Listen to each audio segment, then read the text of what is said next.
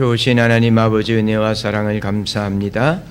우리에게도 천사가 흠모할 만한 거룩한 사명을 주시고 오늘도 이 땅에 살지만 하나님의 백성으로서 하늘의 소망을 두고 살게 하시면서 때로는 상하고 찢긴 심령들이 우리의 마음속에 있지만 오늘도 주의 날 주의 말씀을 선포하며 주님께서 주의 백성들을 위로하시고 회복하시고 새로운 소망과 또 능력들을 덧입혀 주심을 감사합니다. 이 시간 창조의 말씀이요 복된 능력의 말씀을 듣기를 원합니다. 들을 길을 열어주시고 아멘으로 화답할 수 있는 열린 마음을 주셔서 말씀을 전하는 종이나 듣는 우리 모든 성도들이 하나님의 뜻을 따라 복 있는 자의 삶을 살 수 있도록 성령님의 이 시간 도와 주시옵소서. 함께해야 될 우리 성도들, 보이지 않는 성도들이 있습니다만 어디 있든지 간에 늘 있어야 될 그 자리, 하늘문이 열리는 그 자리에 있을 수 있도록 은혜를 내려 주시옵소서. 예수 그리스도의 이름으로 기도를 드리옵나이다. 아멘. 옆 사람하고 인사하시기 바랍니다. 하나님을 뵙고 돌아가시게 되기 바랍니다.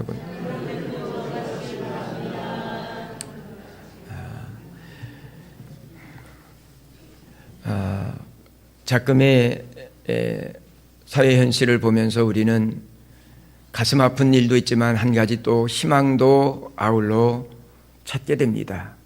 우리 대한민국 국민들의 이 수준이 전 세계가 놀랄 만큼 참 수준이 높아져 있는 모습을 어떻게 보면 온 세상 앞에 보여줬던 아직도 진행형이긴 합니다만 그런 모습들을 또 한편으로 보면서 위로와 소망을 갖고 그래도 조금 더 나은 내일 하나님이 은혜 주셔야 되겠지만 어떻든 조금 더 나은 내일에 대한 희망을 가질 수 있게 돼서 너무나 감사하고 또 하나님 앞에 영광을 돌립니다.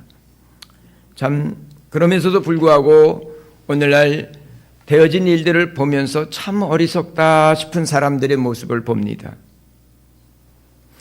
초등학생들도 다 이해할 수 있는 것들을 우겨대고 고집 피우고 그런 것을 보면 참 어리석다 이런 생각이 듭니다. 그런데 여러분 한번 물어봅시다. 그렇게 어리석은 사람이 자신이 지혜롭게 행동한다고 생각할까요? 어리석다고 섞게 행동한다고 생각할까요? 다 자기는 최선의 참 지혜로운 행동을 하고 있다라고 생각한다는 것입니다. 성경에 보면요. 열천의 비유가 나옵니다. 10명 다 신랑 대신 하나님을 주님을 기다리는 그 비유입니다. 10명 다 신랑 대신 예수님을 기다리는 그런 사람으로 이야기합니다. 그런데 5명은 어리석은 미련하고 어리석은 사람이라고 얘기하고 5명은 지혜로운 신부들이었다고 이야기한다는 말입니다. 다 똑같이 나름대로 생각을 갖고 나름대로의 어떤 준비를 가지고 나는 지혜롭게 살고 있다고 지금 생각하고 있다는 것이죠. 여러분, 이와 마찬가지로 오늘날 우리 모든 사람들이 자신은 가장 지혜로운 선택을 하면서 지혜롭게 살고 있다고 착각하고 있다는 사실입니다. 정말 조금만 객관적인 눈을 가지고 살펴보면 내가 지금 참 어리석게 살고 있구나 발견할 텐데 자기 주관에 꽉 붙잡히고 자기 생각에 꽉 붙잡혀서 자기가 가장 지혜롭고 정의롭고 그리고 괜찮게 살아간다고 생각하는데 참 안타깝고 참 불행한 그 모습들을 보면서 참 가슴이 아픕니다.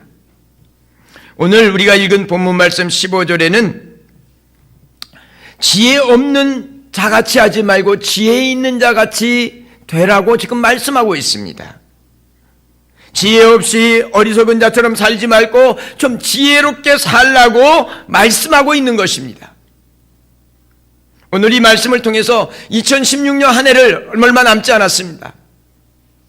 이제 20일 남았습니다. 좀 이 한 해를 잘 정리하면서 우리가 어차피 살다 보면 어리석은 선택도 하고 잘못된 선택도 합니다. 후회할 거 없습니다. 뭐 우리가 다 이렇게 완전한 자가 아니니까요. 그러나 한 해를 정리하면서 어리석은 삶 벗어버려야 되는 거예요. 지혜로운 삶을 살아가는 성도들이 되시기를 먼저 축원합니다. 자, 그렇다면 지혜롭게 산다는 것이 무엇일까? 여러분, 지혜롭게 산다는 게 뭘까? 바울은 뭐라고 얘기하는가? 첫째 보니까 자세히 살펴서 행동하는 것이 지혜롭게 사는 것이라고 말합니다. 15절에 그런즉 너희가 어떻게 행할 것을 자세히 주의하여 정말 지혜 없는 자, 즉 어리석은 자처럼 살지 말고 지혜 있는 자로 살으라는 말이에요. 그 말은 지혜롭게 산다는 것은 어떻게 행해야 될 것인가를 자세하게 주의하고 살펴서 행동하는 것을 말하는 것입니다. 여러분, 지혜롭게 살려면 깨닫는 것도 중요합니다. 잘 깨달아야 되잖아요. 그러나 거기서 멈추면 안 됩니다. 깨달은 것을 자기의 삶 속에 실천해야 합니다. 생각으로 끝나면 아무런 역사가 일어나지 않습니다. 그러나 또 반대로 아무리 열정적으로 여러분 자기의 온 인생을 막 열정적으로 투자해도 하나님의 뜻과 상관이 없다면 헛수고하는 어리석은 부자의 모습과 똑같이 살아갈 수밖에 없는 것입니다. 그렇다면 지혜롭게 사는 것을 구체적으로 어떻게 행동하는 것일까요? 저는 첫 번째로 우리가 그 자세히 주의하여 살펴야 되는 그 첫 번째가 뭘까? 그것은 오늘 내 행동이, 내 결단이 하나님께 영광이 되는가 자세히 살피고 행동하는 것이라고 여겨집니다. 여러분, 아무리 사람을 기쁘게 하고 사람을 좋게 한들 하나님 앞에 영광이 되지 아니하고 하나님의 영광을 가려버린다면 그거 잘 사는 거 아니잖아요. 지혜롭게 사는 거 아니잖아요.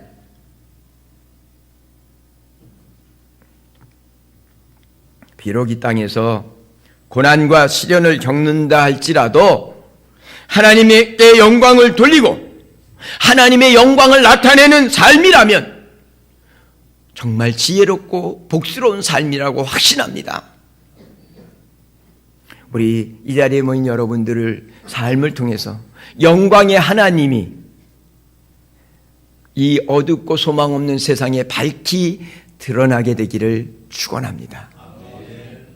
여러분들을 보면서 영광의 하나님을 여러분의 친구들이 보고 여러분들의 이웃들이, 여러분의 자녀들이 그 영광의 하나님을 볼 수 있다면 정말 지혜롭게 살고 복스럽게 사는 것입니다. 두 번째로, 오늘 이야기가 조금 여러 가지가 근데 길지는 않게 하려고 그래요. 예. 두 번째로는요, 교회와 이웃에게 은혜가 되고 유익이 되는가를 살피고 행동하는 것이 지혜롭게 사는 것이에요. 내 유익만을 위해서 취하고 그냥 내 손에 움켜진 것만 붙잡고 살아가려고 하는 것은요, 99.9% 어리석은 삶입니다.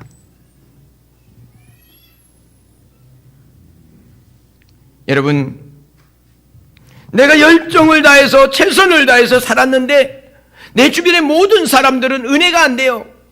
그것 때문에 고통이에요. 여러분, 사심 없이 아무리 해도 온 국민이 고통을 당하면 그거는 온전한 사심이 아니에요. 정말 안타까운 일이에요. 여러분, 우리는 그래서 자세히 살펴서 행해야 되는데 무엇을 자세히 살피냐? 내 행동과 내 말이 교회 공동체와 내 가족들과 내 이웃들에게 은혜가 되고 덕이 되고 유익한가? 그것을 생각하고 결단한다면 참 그거 지혜롭게 사는 복 있는 사람이라고 저는 확신합니다. 자기 이익을 내려놓고 사는데 얼마나 아름답고 영광스러운 삶이겠어요. 그런 사람은 후회하지 않아요. 하나님께서도 그런 사심이 없는 나다네엘을 알아주셨잖아요. 간사함이 없다, 사심이 없는 사람이란 뜻이에요. 주님이 알아주셨어요. 그리고 그를 귀한 일꾼으로 삼아주셨잖아요. 세 번째로는 자신을 잘 살피고 행동하는 것입니다. 자신을 살펴야 돼요. 왜? 우리는 연약함이 있고요, 단점이 있고요, 잘한다고 하지만 늘 실수를 하는 것이에요. 밤낮 실수해놓고 나는 본심이 안 그래, 그러면 그것도 안 되는 거예요. 그렇잖아요.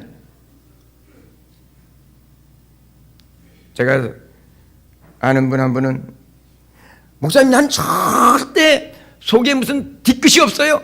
그런데 늘 말이 거르지 않고 행동해서 사람들의 마음을 상처를 주고 늘 그런데, 그리고 뭐라고 얘기하면 목사님 절대 뒤끝 없고요, 사심 없고요.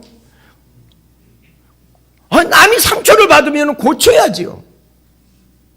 자신의 그 단점을 보완해 가야지요. 그래서 그 속에서 성숙해지고, 그 속에서 자기를 돌이켜보면서 늘 겸손해져야 될 거 아니겠어요? 예? 우리 자신들을 늘 돌이켜봐야 됩니다. 내 약점이 있잖아요. 내 단점이 있잖아요. 그 단점에 자꾸만 한 번 넘어지는 건 괜찮아요. 두 번 넘어지는 것도 괜찮아요. 우리가 어차피 하루아침에 안 바뀌니까요. 그렇지만 계속 반복적으로 실수를 반복한다면 그건 어리석은 거지요. 그건 지혜로운 삶이 아니죠. 난 원래 내 모습이 그래? 그런 게 어디 있어요? 고쳐야지요.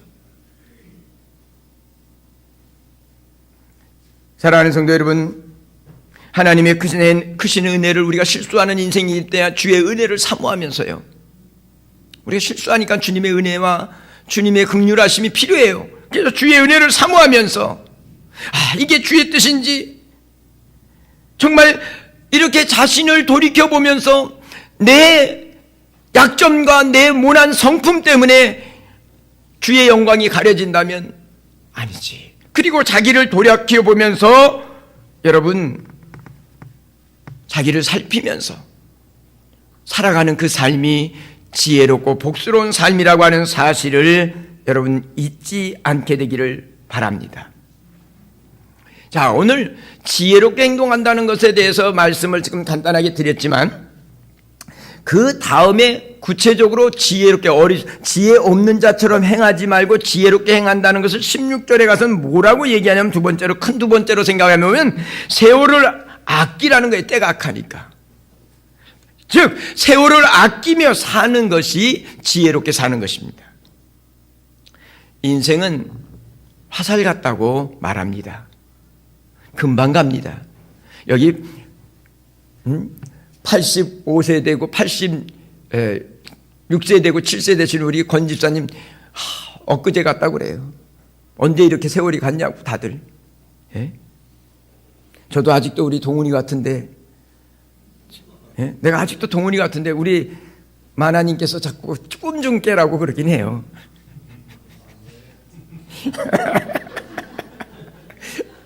근데 저는 지금도 솔직한 얘기로 동훈이 같아요. 그래서 뭐든지 할 것 같고, 아직도 동훈이보다 더 힘쓸 것 같아서, 제가 피아노 옮기는데 밑에 들어가서 옛날에는 그걸 밑에서 들이받치고는 4층 5층을 들고 올라갔거든요. 그랬더니 우리 신집사님이 그랬나, 누가 하는데 빨리 나오시라고.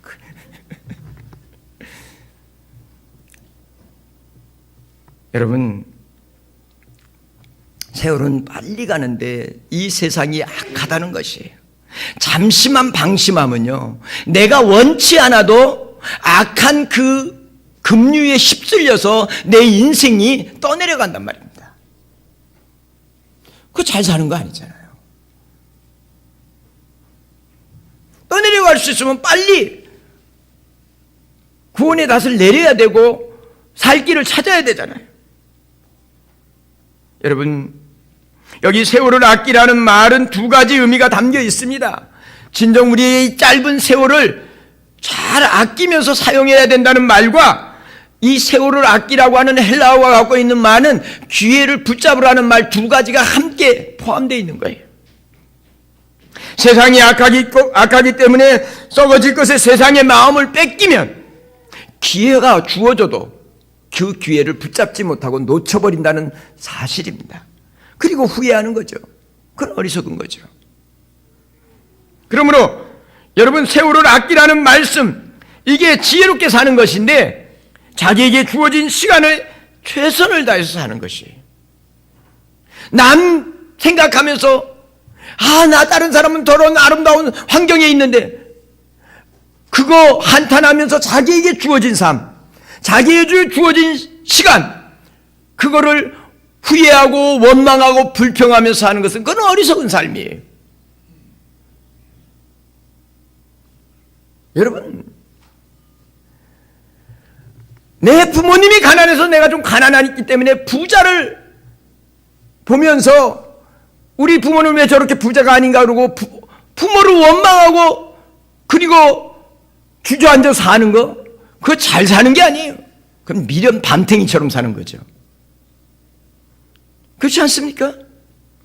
나에게 주어진 삶이 있는 거예요. 나에게 주어진 삶. 각자에게 주어진 삶이 있는 거예요. 그 주어진 삶, 시간을 최선을 다해서 사는 사람, 그게 지혜롭게 사는 것이고, 하나님은 그렇게 최선을 다하는 사람 속에 은혜와 긍휼을 베푸셔서 여러분, 그 속에 선한 열매들, 내 수고와 땀을 헛되지 않도록 만들어주시는 은혜가 부어진다고 하는 사실을 잊지 마시게 되기 바랍니다. 여러분, 우리가 잘 아는 다윗 왕은요, 다윗 왕으로 기름 부음을 받을 때 다윗 왕은 어디 있었어요? 여러분, 다윗 왕은요, 아버지가 시킨 그 일 때문에 양을 치느라고 멀리 있었어요. 집이 지금 잔치가 벌어졌는데도 집에 내려오지 못했어요. 양을 지키느라고. 자기에게 주어진 일, 왜 형들만 저렇게 편안하게 나는 이 어린 나이에 나만 이 양을 치면서 이 산에서 이 고생을 해야 돼? 여러분, 그리고 그 일을 제대로 감당하지 않고 빈둥빈둥 놀았다면 저는 절대로 하나님이 다윗을 쓰지 않았다고 여겨집니다. 다윗의 기록을 보세요. 내가 목동일 때에 곰이 오든지 사자가 와서 내 어린 양을 잡아가면 사자 입을 가서 찢고 양을 찾아왔다고 얘기하고 있어요. 여러분, 신집사님, 사자가 양 한 마리 물고 갔어. 그러면 신집사님 힘 세잖아. 가서 사자하고 가서 입 찢을. 우리 권집사님도 보니까 누가 그러더라고. 힘이 세갖고 그냥 청소도 한번 쑥 가면 그냥 싹 깨끗해진대. 그냥 힘이 세니까 한 번만 밀어도 싹 깨끗해진대. 근데 권집사님, 사자가 내 귀한 애완견 하나 물고 갔어. 그럼 쫓아가서 사자 입에서 뺏어와요? 그게 쉽지 않잖아요. 어쩔 수 없는 거지 뭐. 그런데 다윗은요, 사자에게 가서 그 입을 찢고 빼앗긴 양을 찾아왔다고 그래요. 얼마나 최선을 다했는지를 기억하시잖아요. 하나님이 그러니까 이스라엘을 맡기는 거예요. 자기에게 주어진 그 시간에, 그 일에 최선을 다하는 거예요. 이게 지혜롭게 사는 거고 세월을 아끼는 거예요.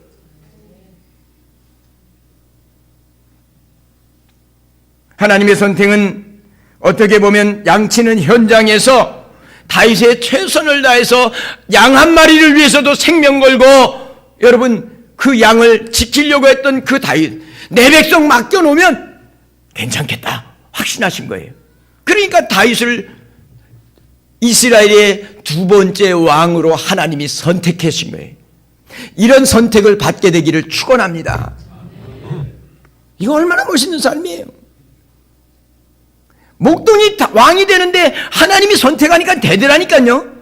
그러니까 여러분 환경과 여건이 배웠어요. 여러분에게 주어진 삶을 최선을 다할 때, 작은 일에 충성할 때 큰 일을 맡겨주시는 거예요. 영광의 삶을 주님이 허락해 주신단 말이죠. 뿐만 아니라 자기에게 주어진 기회를 놓치지 않는 것이 지혜롭게 사는 것이. 사람들이 이야기합니다. 예수를 믿든 안 믿든 얘기합니다. 인생을 살아가면서 누구든지 성공할 수 있는 기회는 서너 번씩은 다 찾아온다. 그런데 세상의 쾌락과 욕심에 눈이 어두워서 그 주어진 찾아온 기회를 붙잡지 못하고 놓쳐버림으로 말미암아 후회하는 어리석은 삶을 산다라고 이야기합니다. 여러분, 사사기 4장에 보면 이스라엘이 하나님 앞에 범죄해서 큰 위기에 빠졌어요. 그런데 하나님이 쫙 둘러보니까 여러분, 이 남자들이 믿음 있는 남자가 없는 거예요. 우리 교회는 믿음 있는 남자들이 있어서 감사해요. 그죠? 근데 왜 여자들이 아멘을 안 해? 믿음 있는 남자들이 없는 거예요. 하나님의 나라는 믿음으로 세워지는 거니까 하나님이 믿음 있는 남자를 통해서 자기 백성을 구원하기를 원하는데 아무리 둘러봐도 믿음 있는 남자가 없는 거예요. 그래서 누구를 부르세요? 여사사 드보라를 부르는 거예요. 그래서 하나님께서 드보라를 통해서 이스라엘을 구원하시고자 합니다. 근데 이 드보라 여자 사사는 그래도 우리가 이 민족이 구원할 때 남자들이 이런 이 귀한 그 민족을 구원했다는 그 영광을 얻어야 되겠지 하고 자기가 이 참 겸손한 사람이에요. 자기가 좀 뒤로 한번 물러서서 그 당시에 발락이라고 하는 장군이 있었어요. 이스라엘에. 그래서 발락이라는 장군을 불렀어요. 옛날에는요, 사사라는 말은 왕과 제사장과 선지자의 역할을 다 하는 사람이었기 때문에 장군들도 그 아래에 있었어요. 근데 이 드보라가 발락 장군에게 얘기합니다. 이 전쟁 나가면 하나님이 함께 하시니까 나가십시오. 그리고 영광을 취하십시오. 그런데 뭐라고 그러는지 아세요? 아유, 아닙니다. 드보라 사사님이 함께 가지 않으면 나는 안 갑니다. 믿음이 없는 거예요. 그러니까 어쩔 수 없이 드보라가 그 일에 앞장을 서서 그 영광을 다 드보라 사자가 자기 백성을 구원하는 일에 이 발락에게 기회가 주어졌는데 믿음이 없어서 그 기회를 걷어차버림으로 말미암아 여러분 남자 망신을 다 시켰어. 우리 교회 남자들은 그런 망신 시키지 마시기 바랍니다. 경일이 집사님 아셨죠? 아멘 했어요. 할렐루야.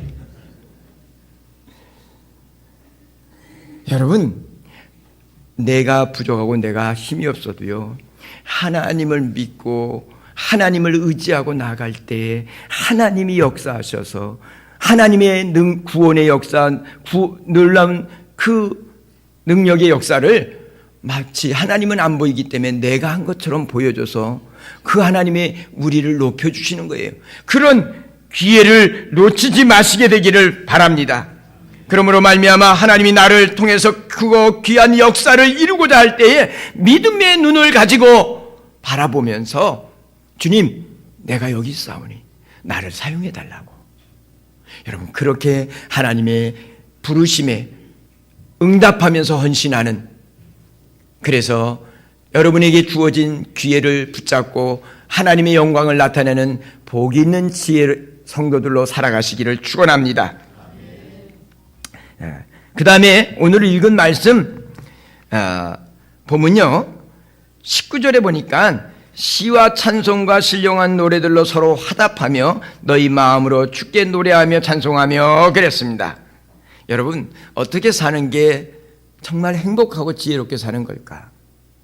서로 화답하며 기쁘게 사는 것이 지혜롭게 사는 거예요.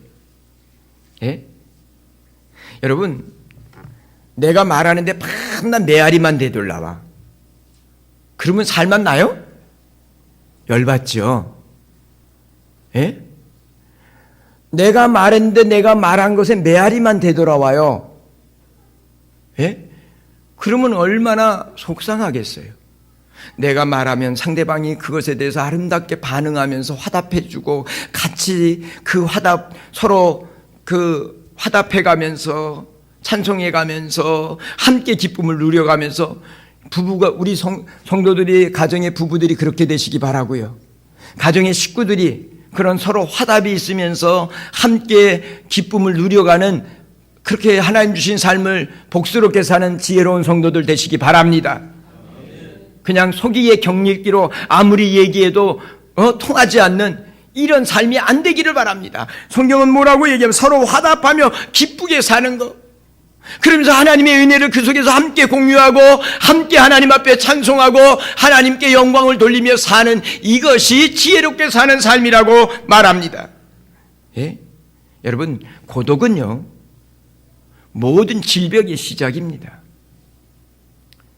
여러분, 아무도 내 생각에 내 마음에 응답해 주지 않아서 나 혼자밖에 이 우주 공간에 나 혼자 있구나. 여러분, 그렇게 생각하는 순간 질병이 시작됩니다. 얼마나 그게 힘들겠어요.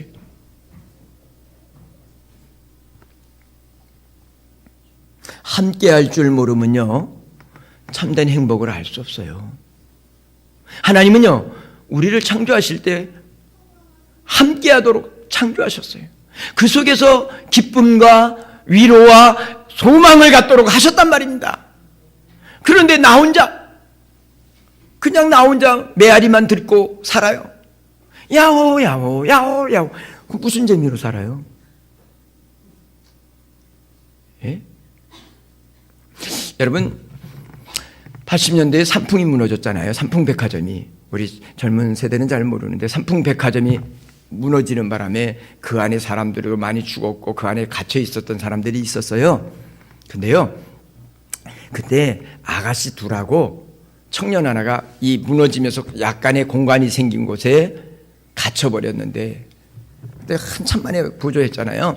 근데 그때 이제 무너지면서 그 무너진 장소가 떨어지면서 정말 캄캄할 거 아니에요.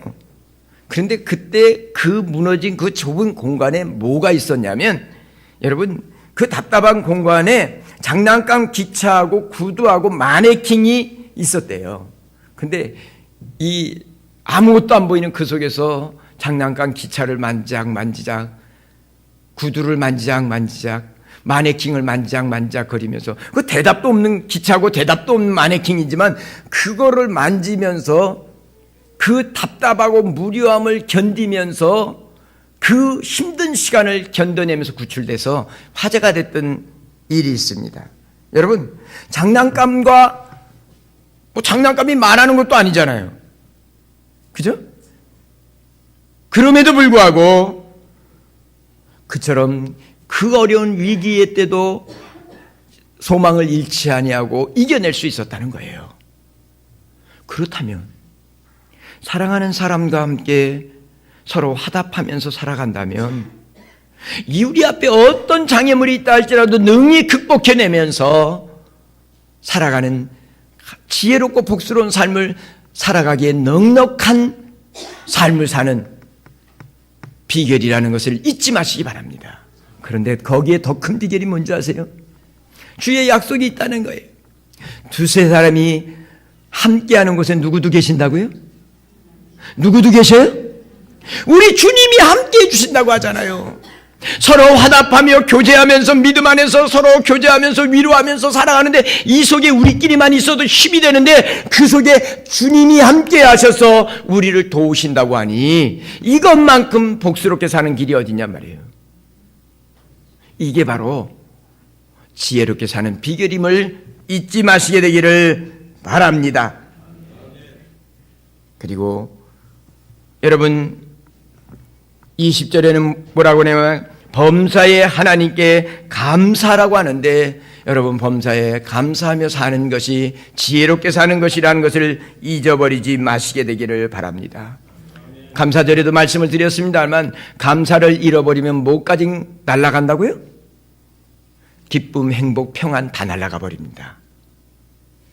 여러분 감사가 잃어버리는 순간 기쁨도 날아가고요, 평안함도 날아가 버리고요, 행복도 구름이 사라지듯이 사라져버린다는 것을 기억하셔야 합니다. 그리고 쏟아나는 건 뭐만요? 불평과 불안만 쏟아나는 거예요.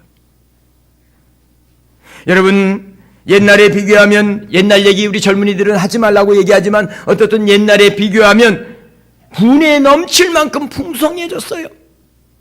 그러나 감사보다 불평과 불만이 더 많은 시대가 아닌가 참 마음이 아픕니다. 여러분, 이것은 어떻게 보면 많은 것을 소유해야 행복하다고 하는 것이 거짓이라는 것을 오히려 증명해 주고 있는 것이에요. 그러므로 여러분, 하나님 앞에 범사에 감사하면서 하나님이 부어주시는 은혜와 기쁨이 넘쳐나는 성도들 됐으면 좋겠습니다.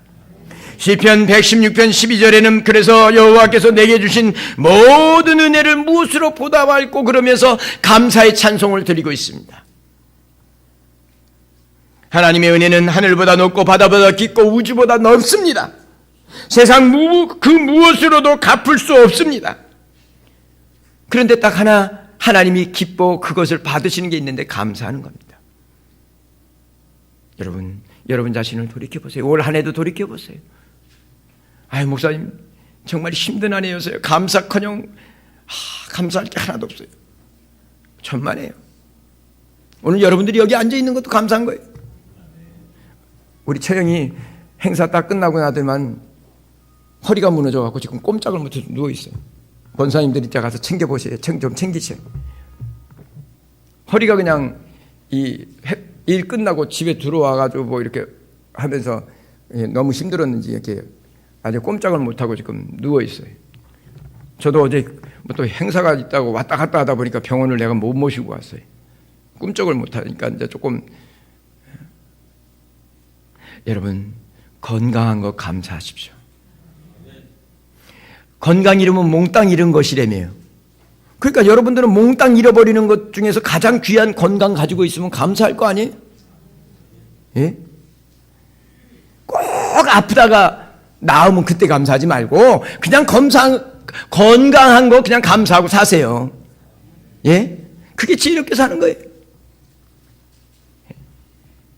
오늘 살아있는 것도 감사해야 돼요. 여러분, 매년 교통사고로 몇 명이 죽는지 아세요?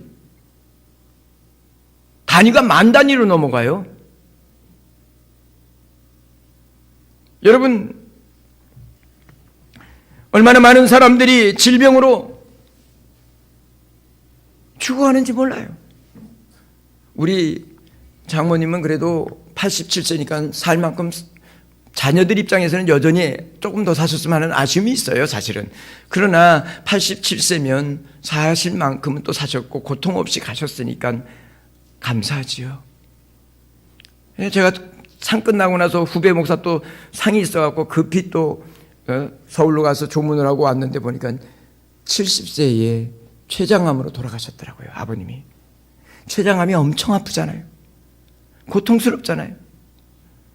뭐 그분도 집사님이시고 큰 교회에서 열심히 봉사했던 분이니까 하나님 앞에 쓰셨으니까 감사한데 70세라니까 좀 아쉽더라고요. 후배 목사가 젊은 목사인데 그래서 좀 위로하고 그러고는 왔습니다만, 여러분, 오늘 살아있다는 것도 감사하십시오. 참 힘든 한 해였지만 하나님께서 우리로 하여금 잘 지내올 수 있게 하신 것도 감사하십시오. 먹으면 소화되는 것도 감사하십시오. 누우면 잠도 잘 자는 것도 감사하십시오. 감사할 거 많잖아요. 여러분, 혹시나 고통을 당하고 아픔이 있습니까? 그것도 감사하세요. 그것을 통해서 여러분들이 성숙해진 줄 믿습니다. 오늘 여러분들이 정말 감사할 것들을 발견하면서 하나님 앞에 감사하면서 사람답게, 정말 성숙한 하나님의 사람답게 살아가는 그것이 가장 지혜롭게 사는 길이라는 것을 잊지 마시게 되기를 바랍니다. 그러므로 오늘 이 말씀을 기억하면서 여러분들이 하나님 앞에서 올 한 해를 좀 돌아보면서 내가 지혜롭게 살아야 되는데 그렇게 못 살았던 부분이 있으면 바꾸세요. 감사하며 사시고요. 뿐만 아니라 감사할 뿐 아니라 정말 형제 자매들 간에 서로 화답하며 교제하면서 말이에요. 그 안에 하나님이 함께 하심의 은혜를 누리면서 여러분 참 좀 즐겁게 살아가는 귀한 종들이 되시고, 여러분에게 주어진 삶들 참 잘 살펴서 하나님께는 영광이요 이웃들에게는 유익이 되고 덕이 되고 자신에게는 정말 늘 하나님 안에서 자신을 돌이켜보면서 존귀한 자의 삶을 살아가는 귀한 종들이 되시기 바랍니다. 오늘 우리에게 주어진 오늘이라고 하는 이 시간을 아낄 뿐 아니라 오늘 하나님이 내게 주어지시는 기회도 붙잡고 오늘보다 내일, 올해보다 2017년 더 나은 하나님께 쓰임받는 복된 성도들 되시길 주님의 이름으로 축원합니다. 기도하겠습니다. 사랑과 은혜가 많으신 하나님 아버지, 고맙고 감사합니다. 이 안에도 우리 하나님 안에서 믿음 안에 살게 하셨고, 이제 마무리를 정리해 가면서 지혜 없는 자처럼 살지 않고 지혜 있는 자로 살아갈 수 있도록 주신 말씀 가슴에 새기면서 매 순간순간 아름다운 선택과 결단을 통해서 하나님께는 영광이요 우리에게는 이웃들에게는 은혜가 되고 덕이 될 뿐 아니라 자신에게는 큰 복이 되는 복스러운 성도들의 삶이 되도록 하나님께서 도와 주시옵소서. 예수 그리스도의 이름으로 기도를 드리옵나이다.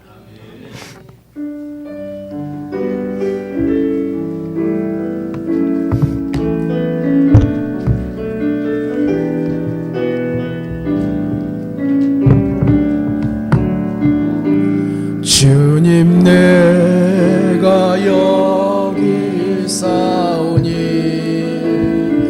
나를 보내소서. 나의 몸 주께 드리오니 주 받으옵소서. 주님, 내가 여기 있사오니 나를 써주소서. 가진 것 모두 다 주께 드리오니 주 받으옵소서.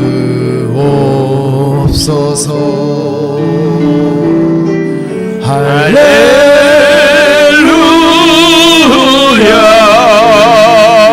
할렐루야, 할렐루야, 할렐루야.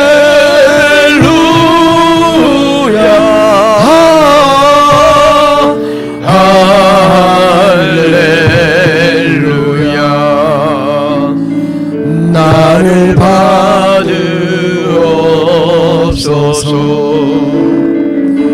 나를 받으옵소서.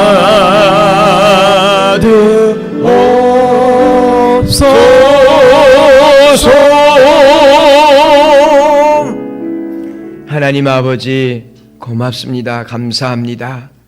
오늘도 주의 말씀을 통해서 한 해를 돌이켜보고 또 하나님의 은혜에 감사하고 우리가 어떻게 하나님 앞에 결단하며 헌신하며 살아가야 될지 말씀해 주셔서 고맙습니다. 우리 사랑하는 성도들이 주의 은혜를 기억하고 11조와 감사의 예물과 각양의 예물들을 믿음을 따라 드렸사오니 하나님, 이 믿음을 따라 하나님 사랑하는 마음으로 드려진 이 예물을 받으시고 오병이어의 기적의 역사가 나타나는 손길이 되고 물질이 되도록 하나님께서 축복하여 주시옵소서. 사랑하는 성도들이 나그네 인생 살면서 필요한 영육간의 모든 하나님 것들을 하나님께서 넘치도록 부어주셔서 마음껏 하나님 나라와 하나님 영광을 위해서 헌신하며 살아가는 귀한 종들 될 수 있도록 도우시고 땀 흘려 수고할 때 30배, 60배, 100배의 풍성한 결실을 거둘 수 있도록 하나님께서 은혜의 단비를 내리어 주시옵소서. 감사하고 예수 그리스도의 이름으로 간절히 축복기도 드리옵나이다. 아멘.